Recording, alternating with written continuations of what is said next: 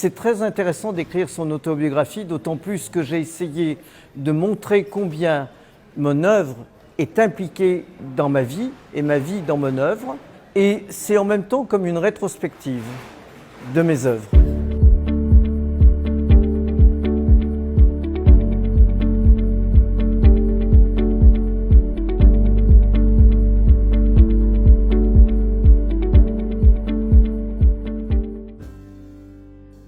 J'ai eu le confinement et je me suis mis à écrire mon autobiographie parce qu'il y a très longtemps que j'avais envie de l'écrire.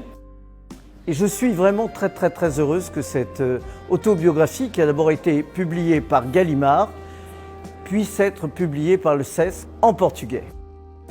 Alors j'ai commencé comme beaucoup d'artistes par la peinture, le dessin et la sculpture.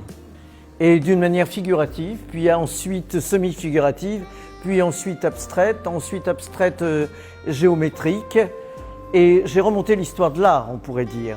Et à un moment, j'ai pris la décision de travailler avec le corps, parce que chacun et chacune, nous avons un corps, et que c'est vraiment pour moi le corps qui est le plus important, parce que je suis tout entière un corps, je suis rien qu'un corps, et je pense que c'est mon corps qui pense.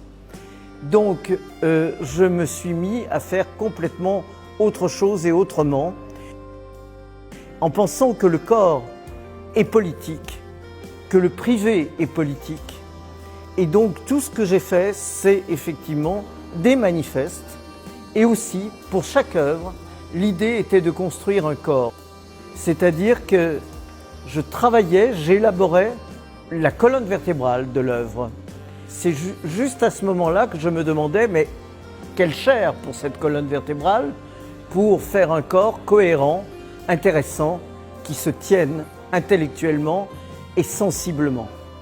Et dans toute mon œuvre, on peut voir que à la fois j'ai travaillé bien sûr pour interroger le statut du corps dans la société via toutes les pressions, qu'elles soient culturelles, traditionnelles, religieuses ou politiques,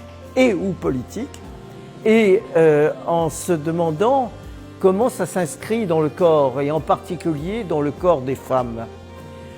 Et j'essaye toujours que ce soit le plus possible compréhensible. Ça se voit déjà à partir de mes titres. Dans mes titres, j'essaye de tendre la main avec bienveillance à celui qui regarde, pour qu'il ne soit pas paniqué en se demandant ce qu'il doit penser, ce qu'il doit faire, mais que déjà il ait une petite piste pour essayer d'évaluer, de comprendre l'œuvre.